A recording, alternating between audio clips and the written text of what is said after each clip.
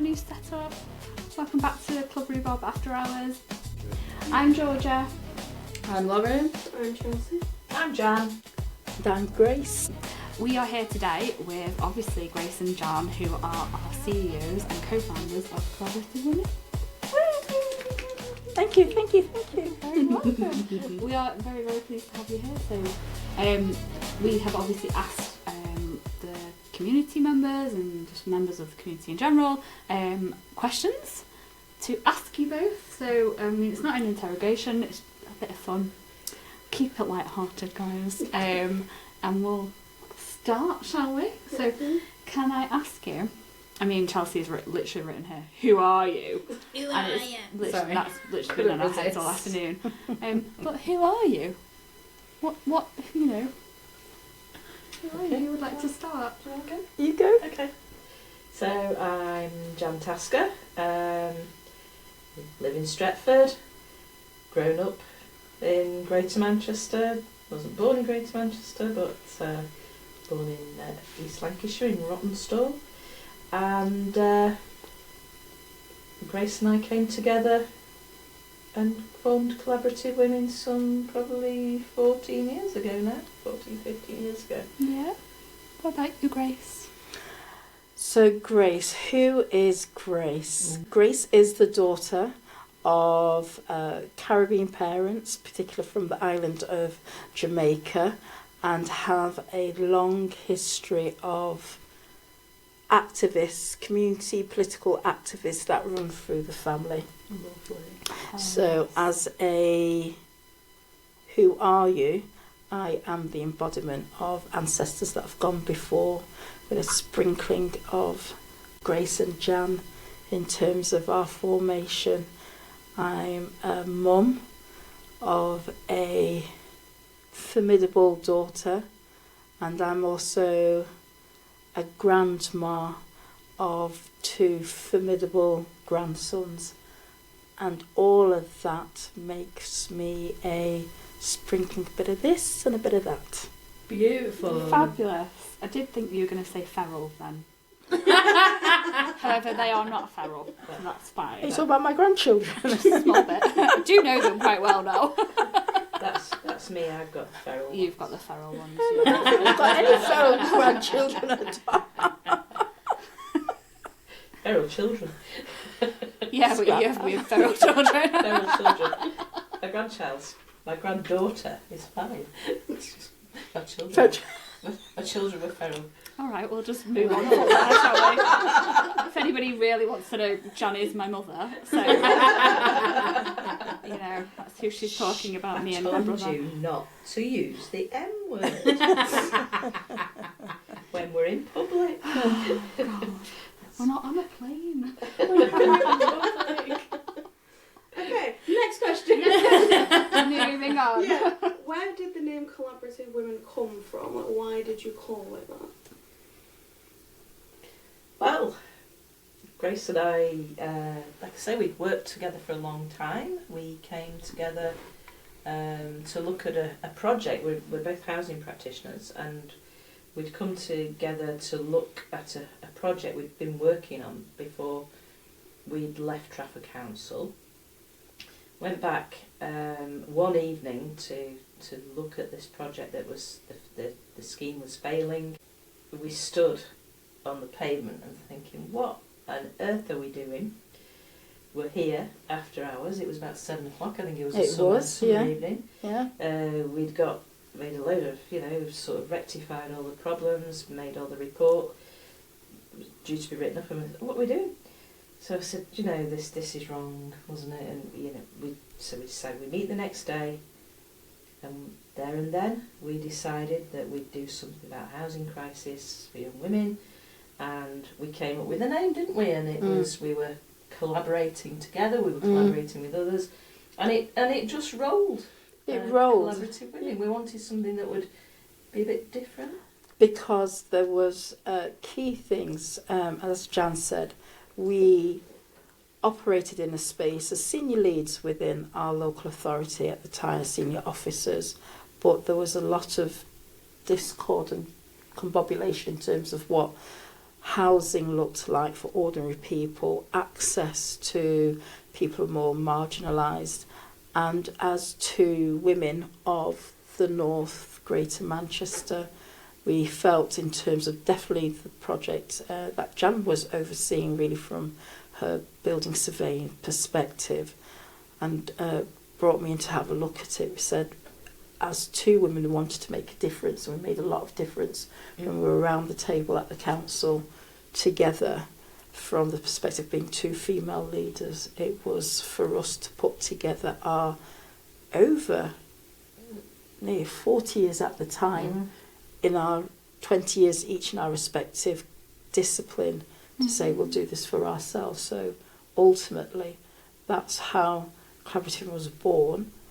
But also, I feel our logo, what we wanted, and I remember us agonising, and we brought in a local artist to, I think originally we had a young person create something, which was very nice, but it was the local artist that we brought in, and we wanted a headshot of different people, give a perspective, different people coming together, having one mind, one vision.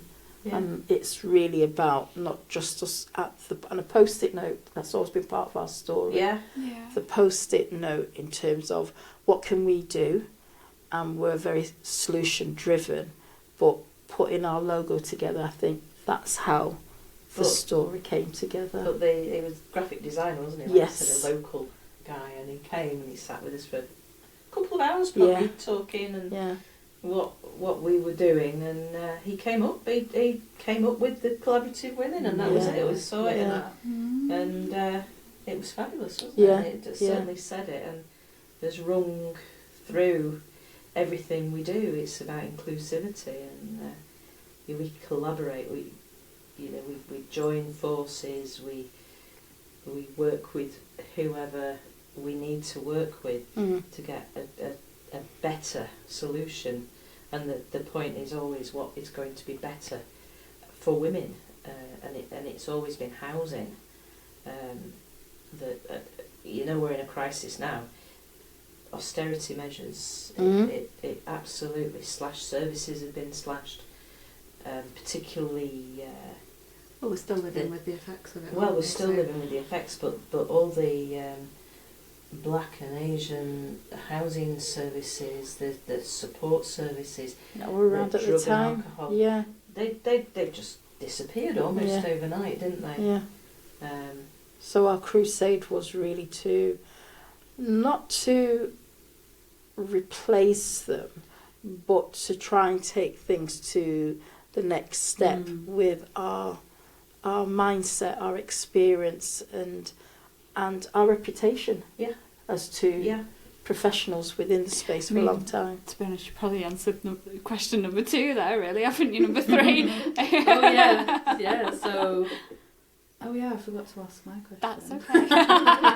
What was it? Ask your The question was, what was your inspiration to start your own independent support group, and how difficult or easy has it been to develop? And I would say maybe this is more the community side, because if people don't know, if listeners don't know, it's the Rhubarb Club is part of Collaborative Women. So Collaborative Women is I'm going to say the big sister of the Rhubarb Club.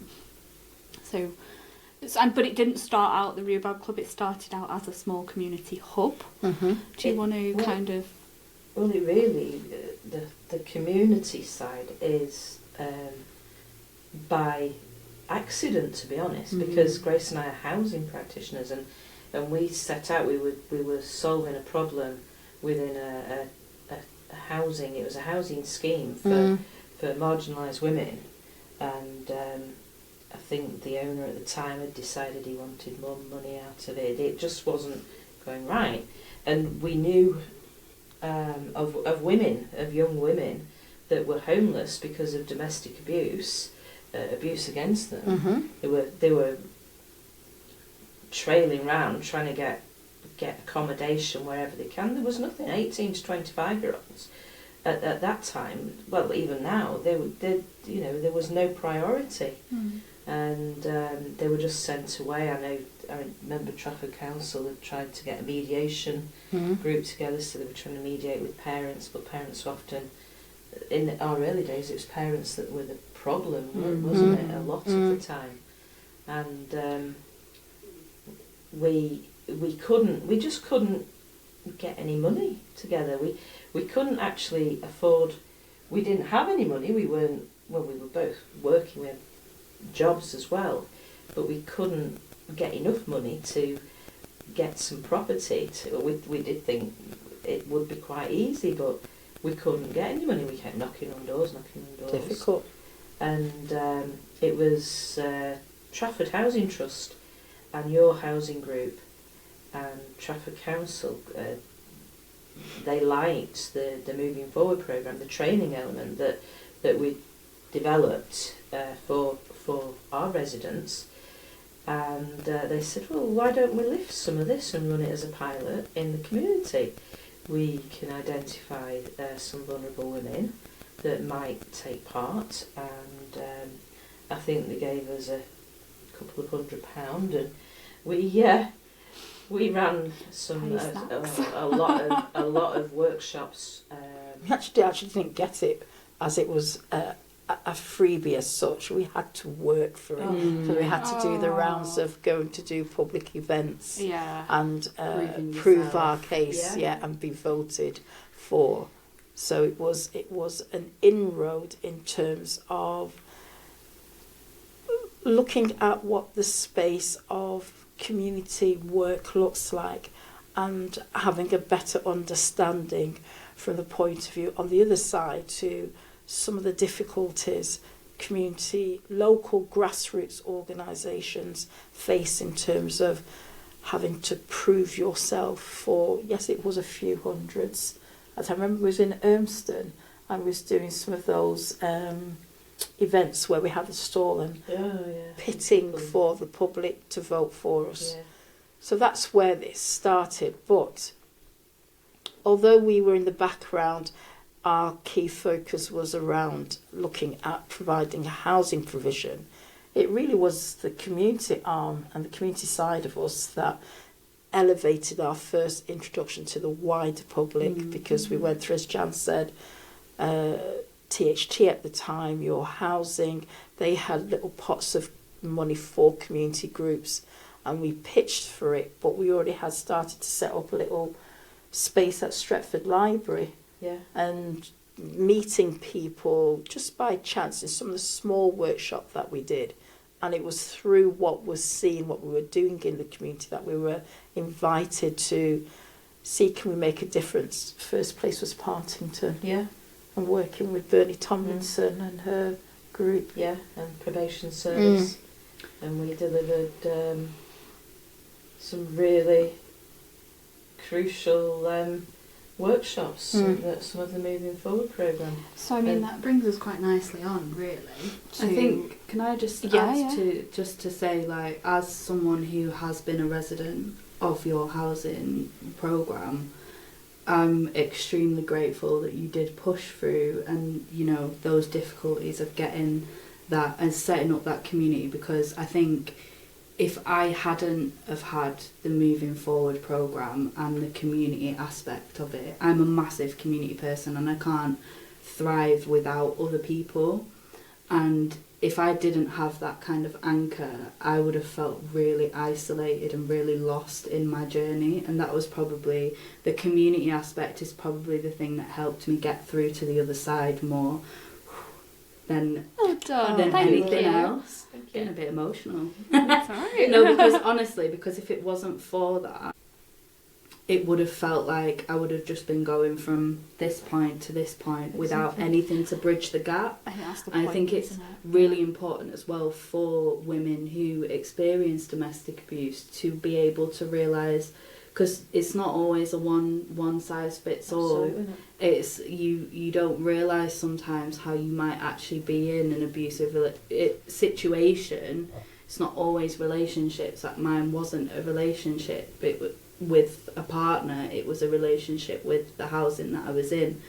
And I think when you're involved in that, women from abusive relationships, like romantic relationships, it's really, I've been there as well. It's really hard to realise that you're even in that. And I think taking part in the community aspect made me realise parts where, oh, okay, wow, like that relationship that I was in had many aspects. It made me realise things about other parts of my life as well, and helped move me forward. And that's in been that. And absolutely, that is by design. Our housing is all shared accommodation, and that's by design, because, you know, once you've made your mind up to flee, you're strong, that's it, you've done it. But then you could flee and you're just on your own, lonely. Yeah. You could be in a different part of the country. Like, and so I said to you, here. Georgia, when I first moved into that house, like the first couple of weeks, it was just so... I was on my own, wasn't I? Yeah, it's difficult. And I was on my own and everything was so quiet, and I was just like, what the heck? Like, I've never known peace like this, but also I'm on my own. So it was really a double-edged sword. Yeah, wasn't so it? it was like really important to have that. And the community. No. I was just going to say, you've hit some really key points there.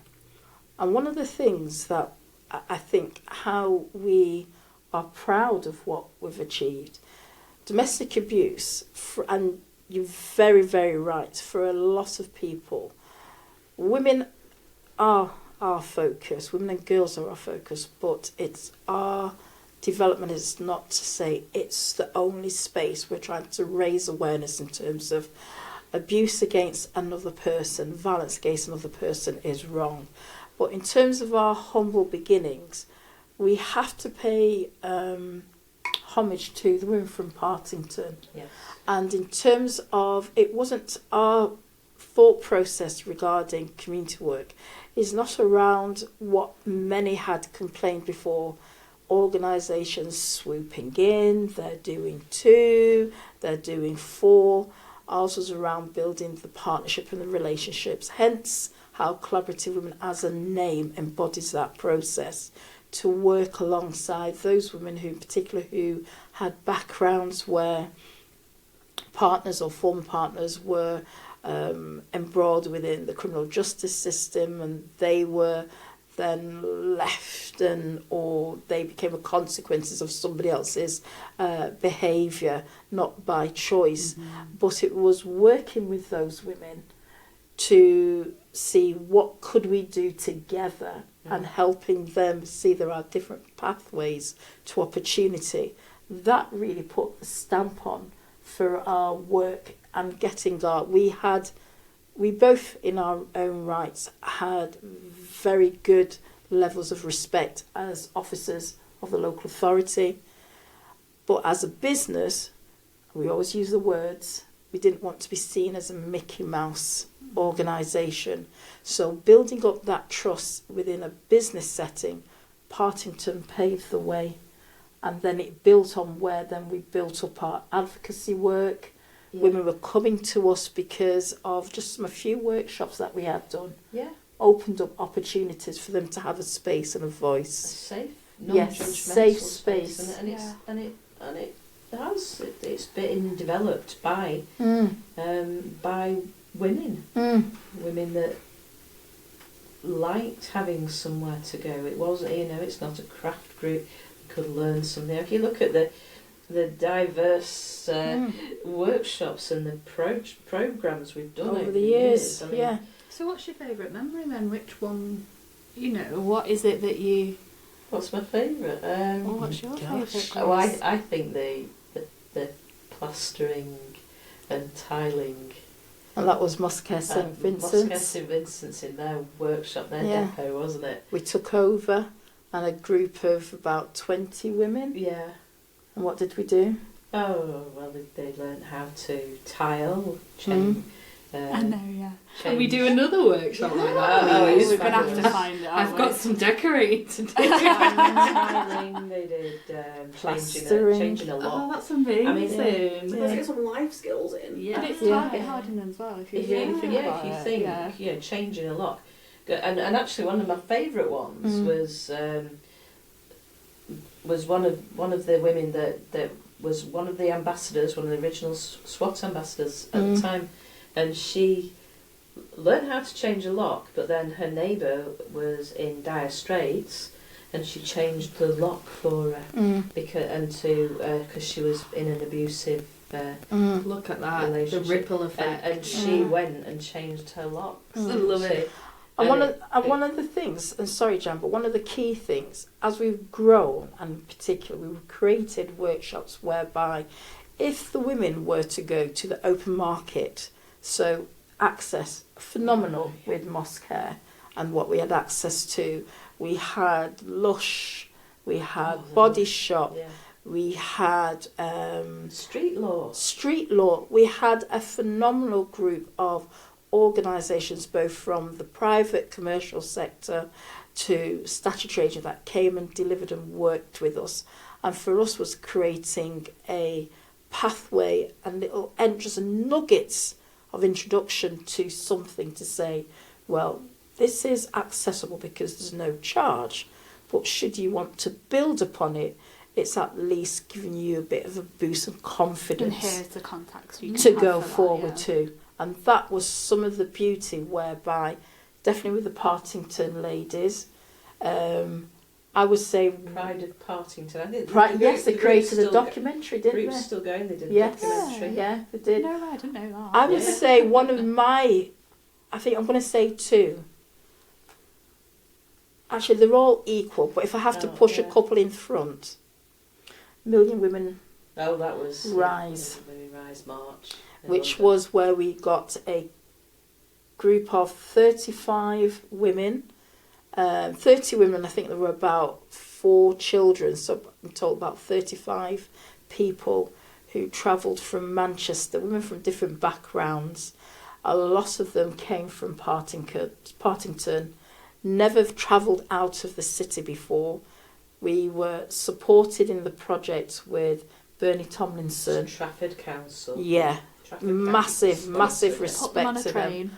Train all the way to London, and Million Women Rise is a big campaigning body in London, and they're around addressing and tackling injustice within the criminal justice system, particularly where women from the African, Caribbean and Southeast Asian backgrounds have not been done fair by. But joining other organisations from around the country and going on a public march, taking over the streets of London. Wow. Did we go down Oxford Street? We went everywhere, but we went I meant outside near the Downing back of Street. yeah. Around the back of Downing shouting Street. at Doris. Yes. Boris yeah. Johnson. Doris. It was formidable. You felt so good. You felt so empowered. powerful. Yeah. Wow. Yeah. And there was no trouble. No. There was no hassle. I think maybe the amount of women that were there, maybe they were a bit... We joined a march. We were asked to join a march. Was it last year? Yeah. And the aggravation. It was frightening. It was frightening in Manchester. That was an injustice. That was about justice, wasn't it? Yeah. And it's just very different. random these people. Very, days. very different. So you'd wonder whether it would be the same in London. But the amount of It women... wasn't. It was so monumental. We had women who were on crutches, women who were in wheelchair. We had placards, and seeing ordinary people who've never left and never visited their capital city, and just walking in the middle of the road to all these different sites. Yes. Around the Mall. We started off at the police beautiful. station. Yeah. Don't know why I'm now joining in on this. It was. And Grace, actually, you led the march. You were behind. At the front. She was in the newspaper. She was in the Guardian. Amazing. Oh, I'm getting goosebumps on FOMO. For me, it's not about that. To me, it's about what we achieved as collaborative women. Taking those women and then out of and thanks to Trafford Council. Yeah. You know, this they sponsored it. All the women, everybody that went had some money for a meal, because it's all very well taking people, but give them some money for a meal and to make sure that they could get around the city and get home as well. And get home. Yeah. It was all very well thought out, wasn't it? And that was a collaboration. And the life skills, that is true life skills when ordinary people, and particularly some people from less affluent, deprived areas, given the confidence and faith and seeing it as a value to give them something monumental out of that. And to contribute. And they contributed also in terms of trying to see how could they make a difference when we had different policies and projects that the council was trying to do. We helped elevate some women's confidence and get some people into employment. Came out of that. The whole embedded right through Collaborative Women is to empower women, is to empower others. You know, Grace has I don't think it's not actually your saying, but we use it, is each one teach one. It's about peer support and that, you know, being together and what you've achieved. And I'm going to add just one other one that I think I'm very proud of what we have done.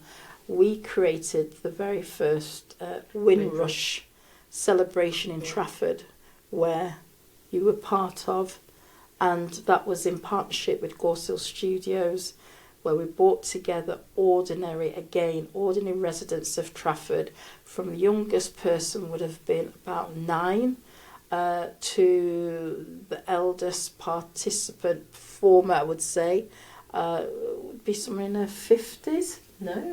Who would it be? No, because you went to interview. Oh gosh, yes. Tell a lie. And then you went to interview. True. Yes, we did. At the care home. The African Caribbean elders from the care, and we got them to partake with their stories. And you videoed them, didn't you? And we created an evening where performers were on stage, people who've never did live performances before, and created it, and we brought people from the community to have a show, a really good evening. Those are the two key powerful ones that I would say I'm very proud of. And what again, we achieved there was some sponsorship with Trafford Council. Yes, it was all done on a voluntary basis. Anthea and Caroline gave us the space to do it, and some fabulous young performers, singers from Gorse Hill Studio, musicians, artists. Again, a beautiful experience. And that was nice because it was so local. Yes, it was, We do have to say there is a local authorities available, so just... Well, no, but we live in Stretford. In Stretford. You know, it was... Stretford, a lot of the performers were local, and the audience was local. Yes, they were. It was packed at the scene. Mixture, diverse, and just ordinary people coming in to celebrate. Who's got the next question, guys? So with all that being said, everything that we've spoken about so far, do you think that the message and the reason that you started Collaborative Women is more relevant now than it was 14, 15 years ago, because you have obviously different forms of abuse now, or more hidden forms of abuse? It's sad. It's actually sad. That's a good question. Because what are we, 100, 200 years on from Emmeline Pankhurst, we are still 100 years. We are, I forget which century. She's not that old. We are still having the same conversations. So I'd like it if Collaborative Women wasn't needed in some sense. That would be a massive bonus, that suddenly it was all taken care of, and there were services and women. Well, there just wasn't domestic abuse. That would be great, and if we could... Too good to be true. If we could, so the relevance of us is, I think, the need of us, and I know we're not the only grassroots organisation doing what we're doing. We are the only one that does it how we do it and what we do and the uniqueness of it. We're not commissioned. We're independent.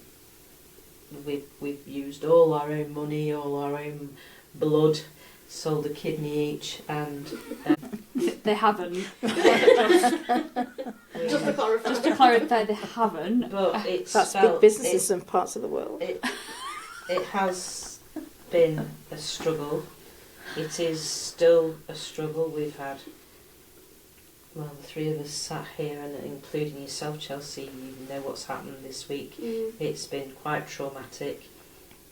That didn't happen often. We're still, well, we are, but there's always somebody in crisis. There's always somebody needing help. And the need has increased considerably. And the need has increased. The age group that we set out to address, the cohort where we were originally, that was 18 to 25, 26, wasn't it? It's moved up 18 to 35 because of access to accommodation.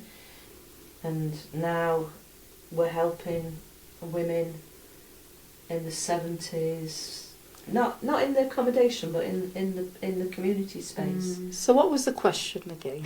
The relevance. The relevance of collaborative women. Are we feeling more relevant?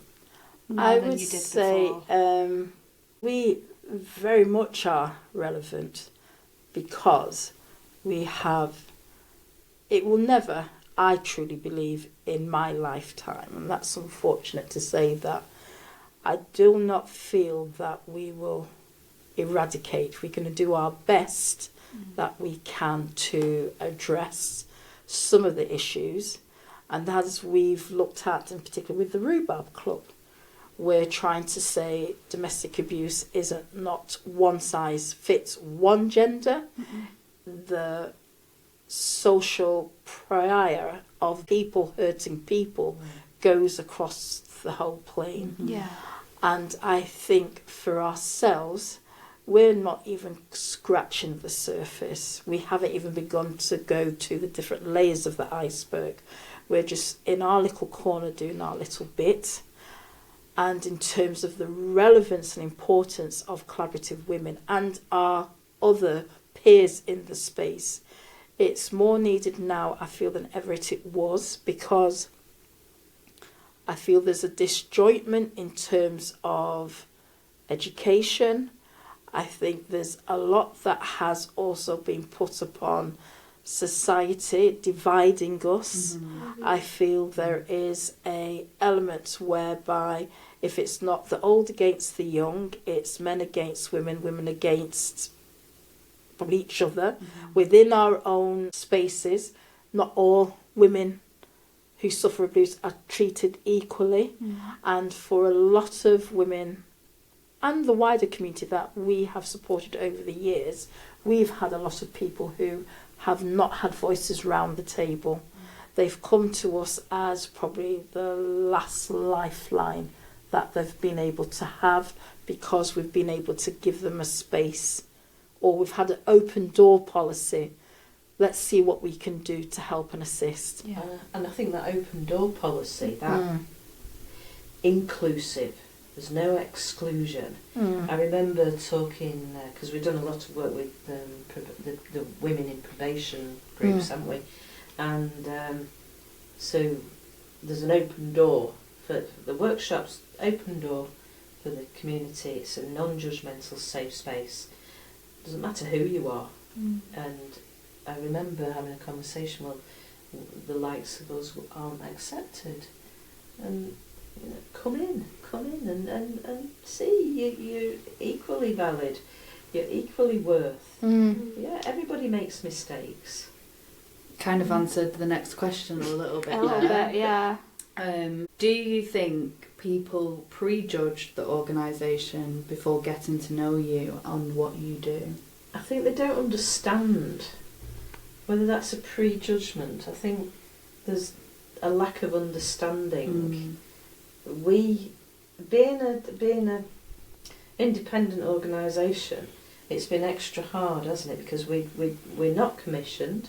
Mm. We're sort of we've been seen as nonsensical. They don't understand who we are, don't realise what we do. And that's annoying. That's really annoying because we're a phenomenal team. If you think of our little small team and the stuff we do, we punch very powerful, very high.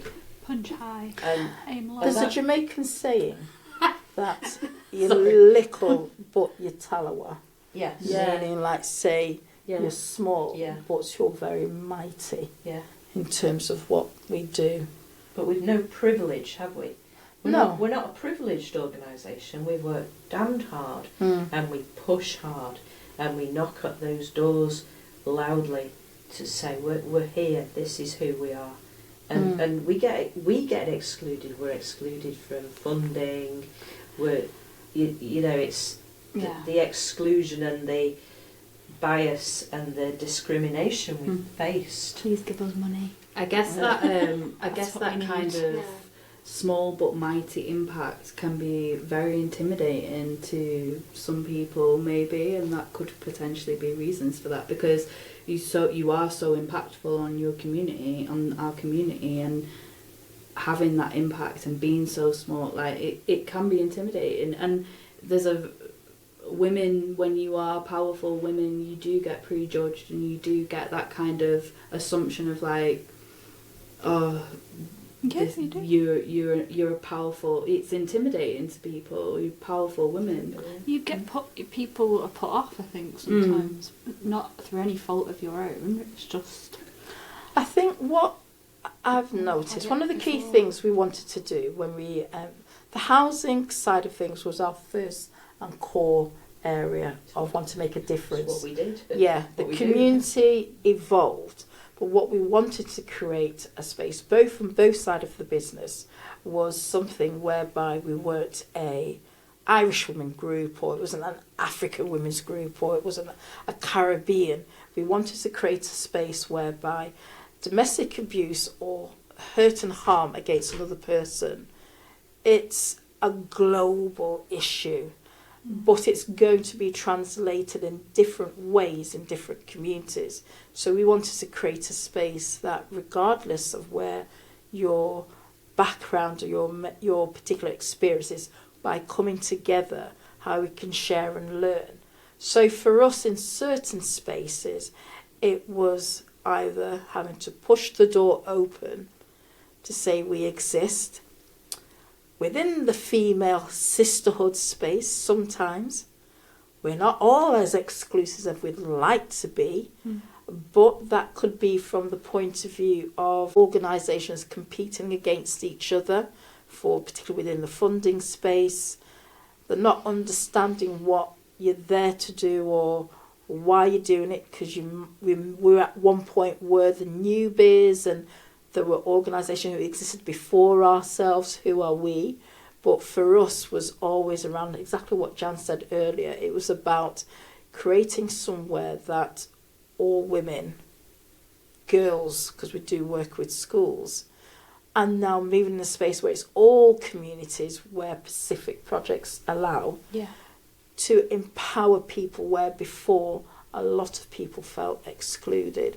So understanding that, because we've also ebbed and flowed to be as inclusive as we can, sometimes we've gone outside the framework of what's seen as the norm, because we are go-getters, and this answers this one as well, really. I'm sure you're just reading. Next question. The thing with the community side is that it's for all women. It's not necessarily women that have survivors of domestic abuse. Yes. Experience. But there's often a key message that comes back to us, isn't it? That I didn't realise, because when we get round the table and people share stories, and they will come back and they'll say, I didn't actually realise what was happening to me.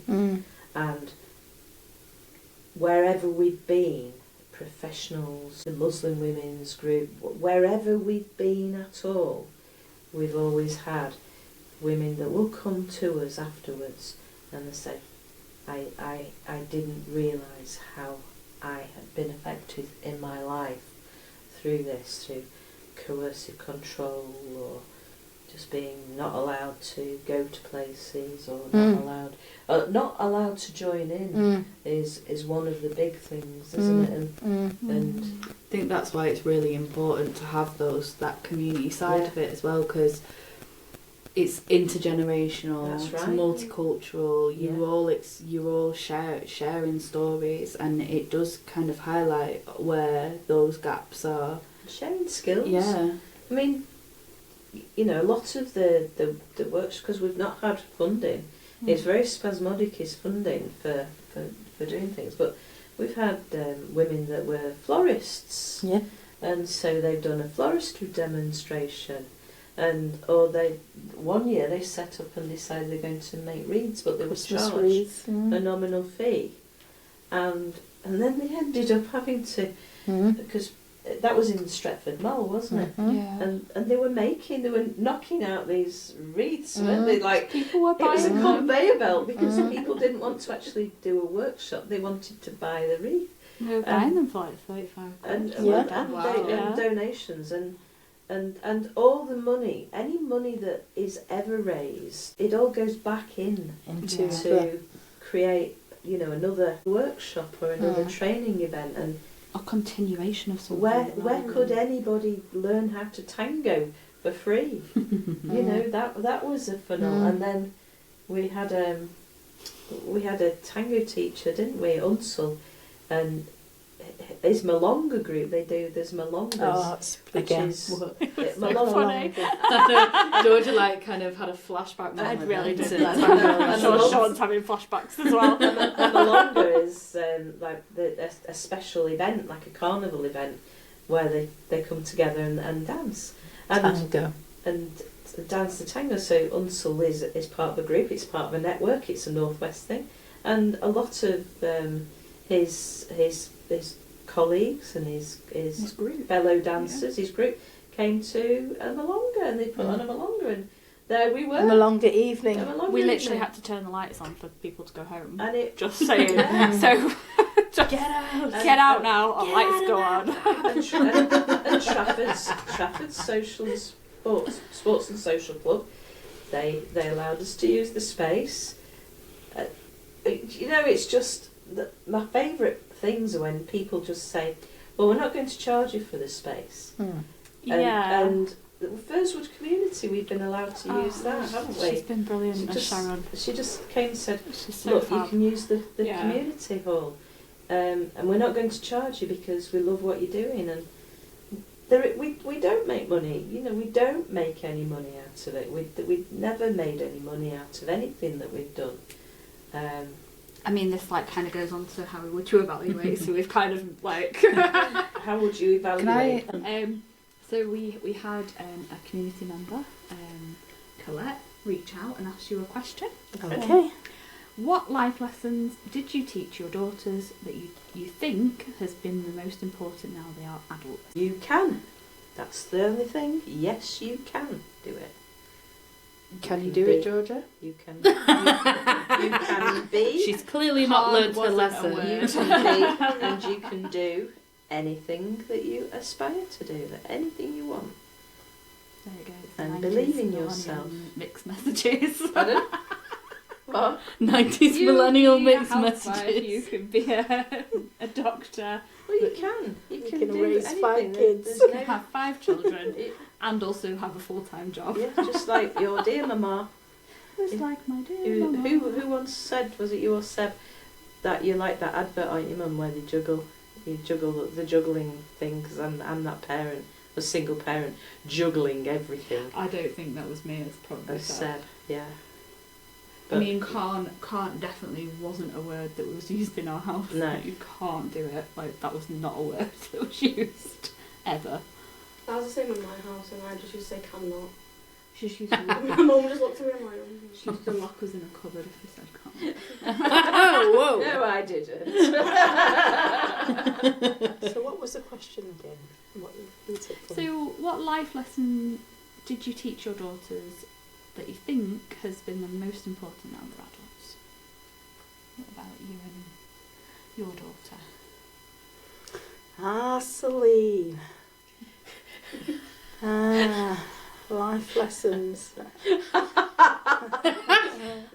think be brave, because look where she's gone and what she's done with her life. Like, obviously I'm not speaking for you and for her. We have one or two, but go on, Grace.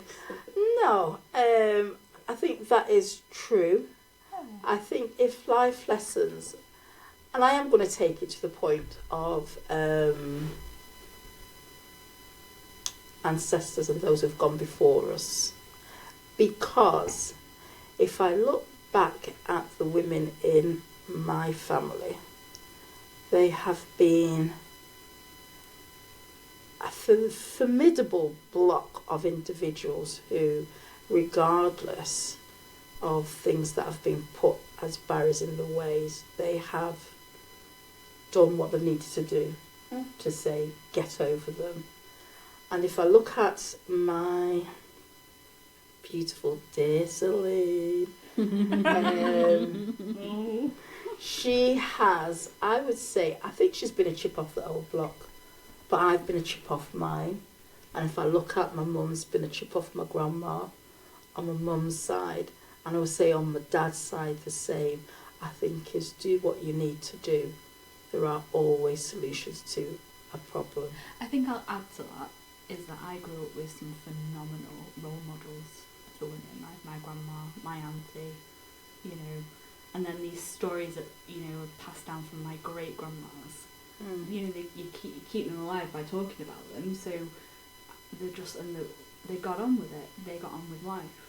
Any obstacle that they've had, they found a way round it, under it, through it, you know, and it's about not giving up, isn't it? And that's what she taught me. And it's not been easy. It's no, It's never not been, easy. It's not been easy. It's not been like, say, a walk in the park neither. No. But I feel if I look back, I think there is a can-do attitude. Yeah. It's just finding the different solution to your particular problem at that time and not allowing it to take. But you have some of the strongest women I know can have the most deepest vulnerabilities, but it's being the true authentic to yourself to say that you can go through the quagmire to get the other side. I think looking at my beautiful daughter sat here now, who I'm very, very proud of, is I've had a glass when of Prosecco, by the way. when you were little, you were very much here we go. not a joiner in, I didn't want to have a go, it was always, oh no, I wouldn't enjoy it. And You talk about them still like that. I think as you've matured, and particularly I guess since you've been married probably, I think. Well, it's my frontal lobe developed. No, that's probably what it is. I think you are now, you will have a go, you know, if your direction in front of you, if that door isn't open, then you can go through the next door, you can turn left, you can turn right. There isn't really any barriers that you can't overcome. You can make it happen. Life is what you make it, isn't it? And, you know, together. I don't believe in a solo journey. I think, Grace and I sat here because of the phenomenal people that are around us. The people, I'm going to get emotional now, but I think we've been blessed with the support. Where money has failed, I think goodwill and support and love. And just that huge backing from family. I was going to say money hasn't failed us because we've done very, very well in terms of we've carved our own future. I mean, where money hasn't been available, if you think back, there isn't, and we still fight to get a loan or whatever to buy a property, and fight for a little bit of money for a community event or a workshop, you know, a project. But if anything, there's goodwill. And that is stronger. And that's strong. Stronger than... And belief in us. Yeah, and that's stronger than, and if it's very, to put it out and be very clear to our listeners, is that yes, the journey has been, I don't know if it's because we are two female leads, I don't know if it's because we are a black and white two female leads in terms of, and I don't know if it's also if we are not a London-based or Southeast-based organisation led by two women. There are always going to be obstacles, but it's as you've said, there are many, many times funders and some of our partners have been great allies because they've believed first and foremost in who we present. Yeah. So the money side for me, yes, it is important, but we've delivered a phenomenal programme in the last 13 years. Some have been funded, some haven't. We're going through our journey as a business, but a lot of it has been based on I believe, the authenticity of what we come to the table. We don't always get it right, and we're not meant to because it's part of your learning journey. We're human. We are. But if we're coming back to the basis of what we can talk about for Colette said for our daughters, but it's not just our daughters. We started the journey because we had phenomenal people behind us that supported what we wanted to do. That's with yourself, that's very much with Celine, and we have two, obviously one of them is no longer here, but two formidable mothers, grandmothers that were there thick and thin and said, oh yes, go on, do what you need to do. Yeah. And supporting and giving us the confidence. And that push. So money, yes, because it's a business, we're always going to need. But it's about time and time again what we do have and what we do get told. It's about the two women who started it, the passion that comes forth, what we're trying to do, what we have achieved, and where we're trying to take it and giving a platform and space for other women to grow. That really has been the life skills I think your mum has given you, and I feel I've given Celine in terms of, and then that's translated to then other women around us. Yeah, bravery as well, like that kind of push forward. Well, bravery is your own, for me it's your own journey, but if the fact that if we didn't have but if you didn't Mama have those Jan, people behind and you, if the we didn't have encouragement to Mama, be yes, brave. yes, Yeah. my mum Rita, if we didn't have those two women, although because they've been integral in terms of our lives, so we had top and we had bottom with yourself and Celine as two initiators.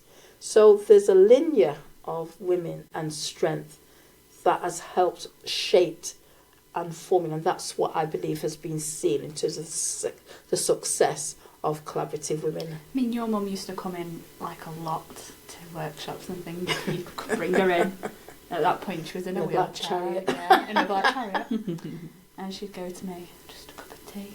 Can I have a cup of tea with all these sugars? And I'd been told by Grace not to put sugar in her tea. And yeah, she'd be like, just one more? Just one more, two more? I'm like, I can't put any more sugar in this tea. Oh, okay. Yeah. Yes. So I do feel, to me, it is an ancestral thing. And once you have the grounding and you have a framework that is based on a space of love ultimately, without it sounding soppy, but a space of growth and giving and passing on confidence, whether you're deemed yourself as being confident or not. Yeah. There's something as a thread that has been imparted upon you and your brother, I would say. There has to be. Is he part of this? I'm joking. I think Seb's an integral part of collaborating. I've got two grandsons now, and for me, it's blown me out of the water, whereby, yes, we talk a lot about women's rights, but some of the fear that I feel as them as two It's young overwhelming, boys. isn't it? Yes, Yeah. It's overwhelming. it isn't a them and us. It's that For male allyship and that Yes, that change creating in that space. space for safety, and that culture, that male shifting culture, is huge. Yeah, so that's what I hope we have, but I know we have. I think we have parts. Slightly of off topic, but on topic. Going back to what you said about the invisible thread. Very nerdy fact for everyone. If nobody knows. You didn't pick up on this then. I'm sorry. She will have done. When you probably already know this, but when you were talking about like grandmother, mother, and then daughter, when you are a fetus in the womb, you're born with your eggs already. So technically, you were inside your grandma's womb when she was pregnant with your mum, which is it's a beautiful like kind of just like how we're all connected, like we literally are connected in that sense, like the maternal connection. Beautiful. Do you think then that's passed down, like that kind of thing is passed down through that? Very much so. And I think the energy. I think we too often. I don't think I say we as society. I don't think we're taught enough to understand the integral spiritual side and energy of how human beings are created, and everything that we do when you are carrying a child.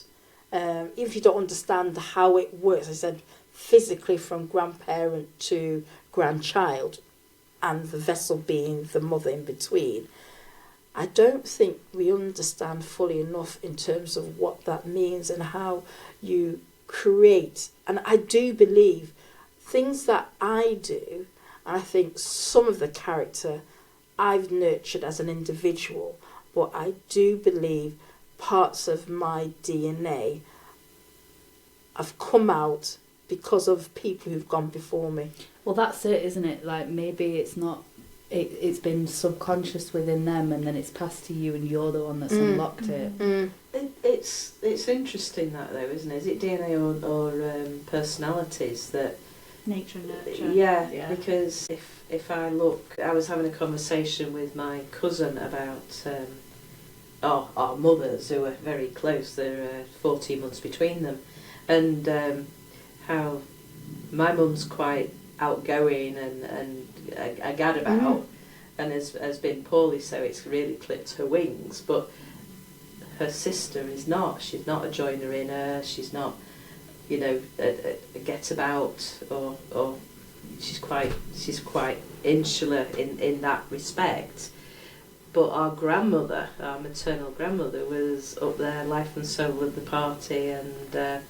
Which is very much what you are. Well, I can see that, but I don't see that in my mum. She doesn't like parties or socialising that, but she likes going out and doing things, and as her sister doesn't. And I don't know. They have another sister.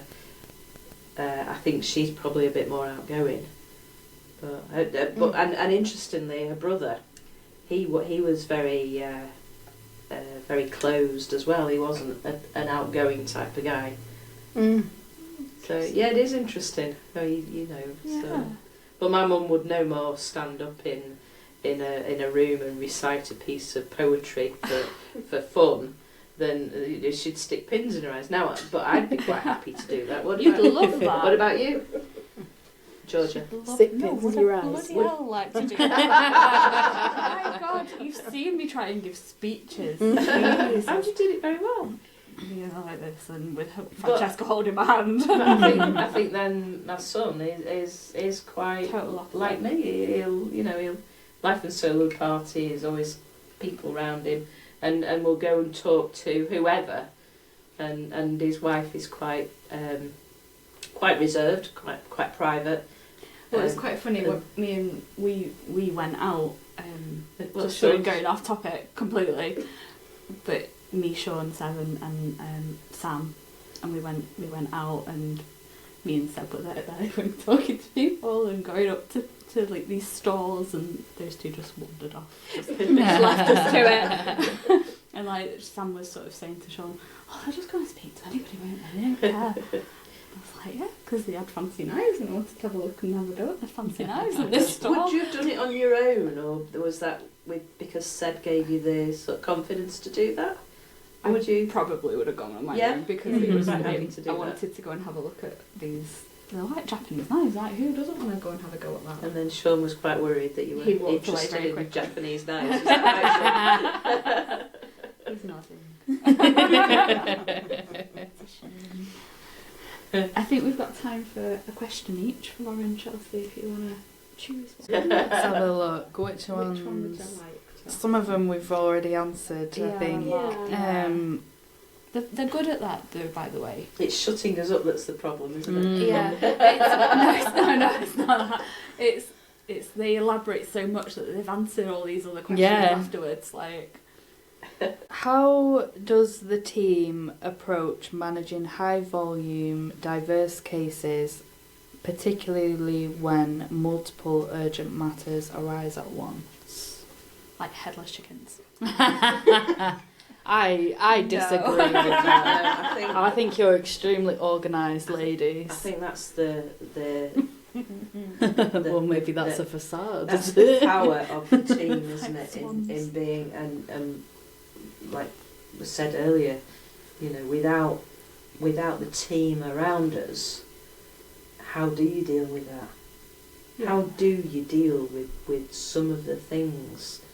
Some of the horrendous things, but also some of the ridiculous things that we do deal with. But without everybody playing that niche, that crucial role, having that, and we all just step in together, don't we, and get the job done. You know, and I take that outside this room, and I remember we've been in different buildings, and even Sean has been on the phone when we've been trying to get a solution, and everybody just steps up to the mark, and that is, I don't know how what's the word for that, Grace? It's teamwork, blessed, collaboration. Collaboration, collaboration, absolutely. It really is. But I'm yeah. talking Powering your team. I'm talking the passion and the commitment within the team. You can't. You have to remember, first and foremost, if we said at the very beginning, we've set up the space to be somewhere where women primarily, and particular residents primarily, have somewhere where they can feel they are heard, they are listened to, and our array of residents are women from different backgrounds. We said we wanted to have, regardless of where they came from, a space where everybody was treated fairly. And in creating a space that could address as best as we can things were either overlooked before, they felt they weren't valued, they felt they weren't seen. That's the beauty of collaborative women. We're not going to be anything different from other organisations that are dealing in a very hostile world where it comes to funding, we've mentioned before, where it comes to housing, which you've mentioned earlier on, is the crux of where anyone should find themselves to feel safe, secure, to be able to be nurtured, to be able to grow, whether with somebody or on their own. And for us, having the commitment by every member, and that's not just the people in the room, that's the people who are not in the room today, who've contributed to the Collaborative Women's Way. And we said from the get-go we didn't want to be seen as a Mickey Mouse organisation, and we wanted to build and have people around that we could feel like we could trust. Jan and I don't know it all, although we have a phenomenal background both in our space. It's also about our learning as business women. Continued learning. Continued, Well, exactly, that's continued learning. development. Yeah. But we can't do it, and that's going forward as well as a legacy. We can't do it without yourself, Francesca, Chelsea, Sean. But we also The can't board. do it without the board The whiteboard. and the whiteboard. That was So- that whiteboard Yes, is a crucial yes, member yes. of your team. Yes, yes. Our huge calendar. Very much. But also, you know, the podcast teams for Lauren and Kirsty. Yes, very much so. And All the volunteers, All the any Yes, very much everybody so. that we meet, you know, it. We went to the King's Trust. Went to meet in the King's Trust this week Mm. and met a colleague who we've not seen for a while, and she came for a meeting. But all the people there, just all the people that you meet, and you learn a little bit. The point is, I think, that we learn. You're constantly learning, or you absorb something, or you get a connection. And the host, Trafford Council host, we've got colleagues there, and I know sometimes it's a struggle because things don't go just as we want them to, or plain sailing. But they're under pressure as well, you know, and it's the same everywhere. But without these people Pouring into us. around us, because Yeah. if you think we've had an issue this week, and so one person was on the phone trying to relocate, one person's with the police officer, another person's on to host, and then we're getting information, you know, and I can we could message Sean, oh, can you just quickly find out this? And it's all just this well-oiled cog that just comes together. You know, To and make a then difference. you've got the day job, and I think Francesca was just beavering away, moving everybody else along, Mm. and it does, and that's what you want in an organisation, isn't it? You've got A diverse team. you've got a diverse team. Everybody brings a different aspect to the table. Yeah. And everyone's point gets listened to That's as well, right, as yeah. I've witnessed. Yeah. You know, we might not Yeah. like it, and It's always like someone brings something to the table. Well, let's try that. let's It's just try it. collaboration and problem Mm. solving. Mm, It's very just much at the so. core heart of you. Let's do it, and then if it's not quite working, we'll try and rejig it, and we'll do it another way, and but that is, if you stand still, you just solidify, and life isn't about standing still. Life is about just going along that road, Ebbs and isn't it? flows. And you've got to try it. If you don't try it, you don't know if you don't like it. And if you don't like it, that's fine. You don't do it. Or if it doesn't work, then find a solution. And we do have a solution-driven team. All of us in this room. Mm. You know, I'm not talking about Grace. I'm not talking about myself. I'm not talking about Georgia. I'm talking about all of us and the wider scope. And it's huge. It's a village. You So need a I would village say to everybody raise a who child. needs anything now, I think get it into the finance director. But you know, Let us sign it now. You need to find us money. Find us some Anything that you funding. want now, get it on today. with a really strong business case, and it will be considered. After today, then sorry, you're out. Chelsea, have you got your final question? What if you have any, if that's more housing or further education, further opportunities for people coming through the door, either on the community side or the resident side, what do you want that to look like in the next few years? How do you want that to grow? We definitely want a big Good team. You know, I'd love to have opportunities for people that want to take that opportunity. We need to be big enough to be able to pay wages, because people can't do things for nothing. And I know, Grace, but it does boil down to money sometimes, and what we can and can't It's do. always saying pound, And- shilling and pence. You know, to have, it's like we're sat here, we're all sat here in our own time, aren't we? We're doing Yeah. a podcast. It's phenomenal, and I'd love to be able to have a team for this element, a team for that element, and a safe, longevity, that it looks secure. We're not on our own, are we? Life isn't like that, but let's have a go. That's what I say. People come through the door with an idea, let's have a go. Because we can do it, we can do it. You have £1 million, that'd be lovely. Come But to us. sometimes it doesn't need £1 million. It's just if the question is what does it look like, we do have a strategy, and we always started off to say we wanted to do X, but by this time we want to do Y.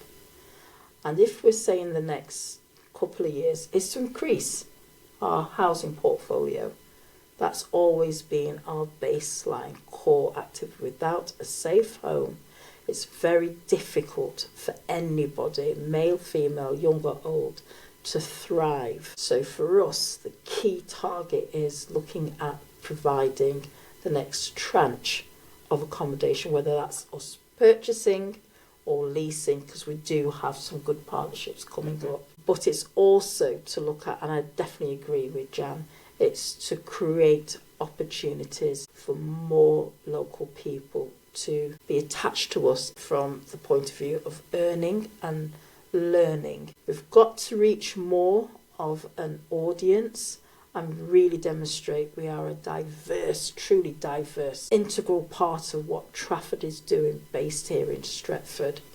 And the community side via the Rhubarb Club. Come and see us. This was one of the key things we talked about with the podcast. Yeah. If you're not putting your bum on our seat, put your ear Listen to us. to, yes, the airwaves, so that come and have a say, have a voice, and make sure that you're heard in what matters to you. So really increasing our reach to more people through the podcast. Sounds like you could use some funding for social media and marketing. If anyone would like to offer that, Please inquire. Send us your you can email Georgia at. This is an innovative space. It's a safe, innovative, growing space. It's your space. The housing is regulated. It's critiqued. It's safe. It's checked and balanced. That's right. And the Rhubarb Club is a community space for innovation. It's true, I have to say. I went to so many Rhubarb Club events or workshops that I didn't want to go on my own, so I had to get someone to go with me. Then eventually I could go on my own. And then I'd constantly email Georgia and I have an idea for this and I have an idea for that. I don't know how you got my email. I'm joking. I think you emailed me once and I was like, oh, now I can constantly reply. But it would be, I'd have an idea for something, or I'd be like, I don't know if this would interest you for X, Y, Z, and then you'd be like, oh yeah, and then we'd chat about it, and then how would that look like, how would we do that? At the end of the day, I'm not a mind machine of ideas, so I can only take it so far. But that brings me really, really nicely on. On the 11th of March, we have here at the Rhubarb Club a focus group for our Hate is Hate campaign. We do an awful lot of women's rights campaigning, and we would love you to all be involved. What day is the 11th of March? Wednesday. A Wednesday. In the evening. Poster is currently being made. Posters currently being made. We could do it online as well. Yeah. That's always an option, so have us on in the background. Can I ask something? Yes. Have you asked your last question? Yes, I did. Can I ask what, and this is to all three, actually it's to all four, what would there be one thing that you would like to see collaborative women do, or you'd like to contribute to help elevate in the legacy for the next 5 to 10 years? Oh, that's a good question. Who wants to answer it first? Kick it off, Georgia. No, I think you kick it because You're the I the think youngest member of our team. Sorry, Lauren. No, it's okay. only just. Only just between all of us. But like your ideas have been so great. Like Thank you. They come from my brain. sometimes we share a brain cell. We do. There was office the other day and George started saying something and I was like, no, I know how you're going to end that. I've You don't already need done to. Yeah, I've already done that. It's okay. It was just like, we're like this at this point. I don't know. I think... Can I get a repeat of the question, please? What's your Yeah. question? How do you want... What's your vision for the Rhubarb Club for the next 5 to 10 years? I'd like to see lots more people. As someone who's very anxious of people, I'd like to see more people. But I think that's because I know what goes into making these events happen and the trying to get the funding, trying to make the posters, make it visually appealing, trying to, you know, make it interesting for people to come, doing the research, trying to find all of these things which before, as like being an attendee, I wouldn't have thought about. But knowing what goes into it, I'd like to see a bigger turnout. I'd like to see if someone has an idea, it work and then be more confident. Don't be afraid to reach out if you do have an idea like that. You know, it's not nothing I crazy. just want to come and have a coffee. All ideas are welcome. All ideas are welcome. Well, just it can be. I mean, there's been times when there was no funding to do anything, and they had a coffee and a connect, you know, and that was good too. It doesn't always have to be a fancy schmancy title, a fancy schmancy event. No. Just having a connection. We're in talks. We're doing some more stuff with BHA for Equality, which makes really good, and just in general different people. Stay-wise as well. Oh yeah, we had a very lovely conversation the other day with a lady from Staywise called Anna, and we saw an advert for it. Well, Georgia did, and then was like, contact them. What is Staywise, by the way? Staywise is fire safety. Oh, okay. Yeah, so they have like Water. fires, ambulance, water, Coast Guard, and that's all the same, rescue yeah. services, I think. But they do education, so it's how do you educate different groups on, you know, if there's a fire, what do you do? Cuts and burns, what do you do? If you're in the water, what do you do? And it's staying safe. And it's it usually is aimed at like school teachers and educators. I remember having those lessons in exactly. PSHE, was it Yeah, called? yeah, Yeah, exactly. fireman coming, showing us all to get out of the seatbelt. Wouldn't it be quite good? Wouldn't it be quite good just to, if something were to happen and you were close by, like a bystander, that you could just know.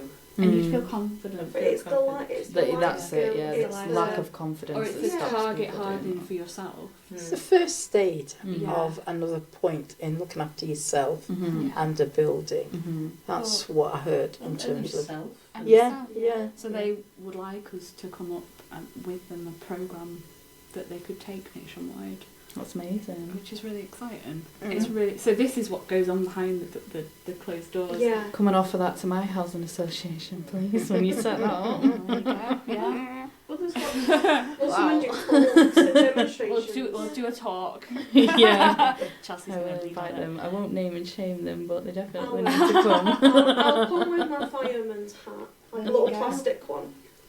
With your fire extinguisher. You see, just going back to that point, Lauren, that there was, you know, Grace and I are both social housing background as well. We've been very involved with Moscare St Vincent's in particular, Irwell Valley as well, and they did used to have a lot more funding, a lot more availability for sort of community and Initiatives. and education initiatives. Mm. And as times have got tighter and tighter, they have to look at what they can and can't deliver, and it is really the cost of keeping that property going and to make it available. It's just got higher and higher and harder.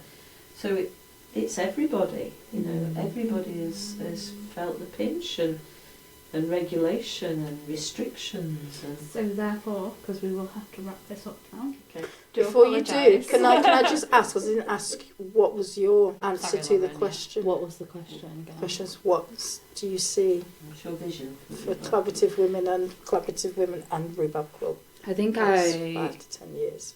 I think I agree with Jan. I think I would like to see it grow and get bigger, and I think I would like to be able to offer my skills in the digital world to be able to help you guys do that and grow that. And also, because I think it's just that old age thing of like, oh, it's sheltered within your community, and then not a lot of other people know about it unless you know about it, and then someone hears through it of that, and someone hears through that. But there's so much technical advancements these days that you really could and the core of everything that you do and everything that we do here is amazing. And I wouldn't have known about you guys if you didn't have an office in the building that I work at. So, you know, if I didn't know about you guys, like, you guys saved my life with my housing. Like, if I didn't know about you there, I wouldn't have known what to look for. Mm-hmm. And then,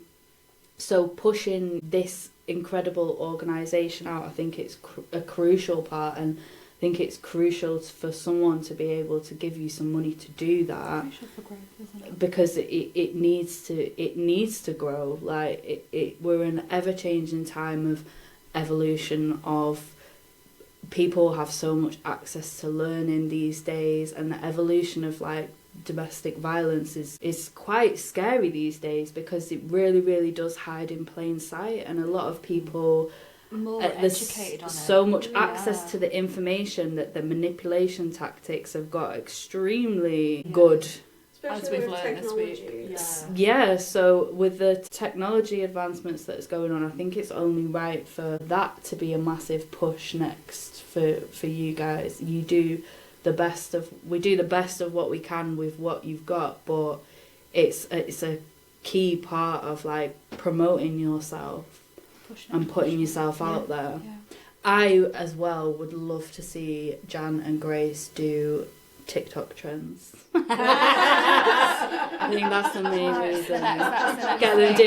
Get them doing a little TikTok dance. You create it. We'll do it. So, I've already got many ideas for that. Just before you wrap up, I like that. Yeah, we'll do it. You create it. We've got that on film. She has to do it now. Grace is gonna be cross afterwards, but we'll do it. You'll be okay. Grace is I'll choose. I'll video it. Just before you do wrap up, I just want to say how much I have enjoyed these podcasts. I've sat and listened to them, and I know that the subjects have been quite light for now. well, but I just your enthusiasm, the warmth in the room, and the fun. It's actually lightened my mood when I've heard them. It has absolutely brought. It's just joyful. Aww. So I want to say on behalf of Collaborative Women, it's not just Grace and myself. Thank you. And thank you for being interested and for doing it, and for inviting us here tonight. I think this has probably been the best one yet. We should give each other a round of applause. Yeah, absolutely. And again, And you too, Sean. Yes, Sean. I'm happy without Sean, would it? Yeah. Sean sits in the background and I know he's happy, but he doesn't often get a mention. So It's thank a you. And you do a lot. Thank you, Sean. He does do a lot. He He's does a getting lot. very professional with his editing skills, I've got to say. I know, loved episode 3. Yeah. I like the split screen. Yeah. But I am wrapping it up. And this Wrap isn't it up. Sean's day job. It isn't his day So- job, no. Thank you.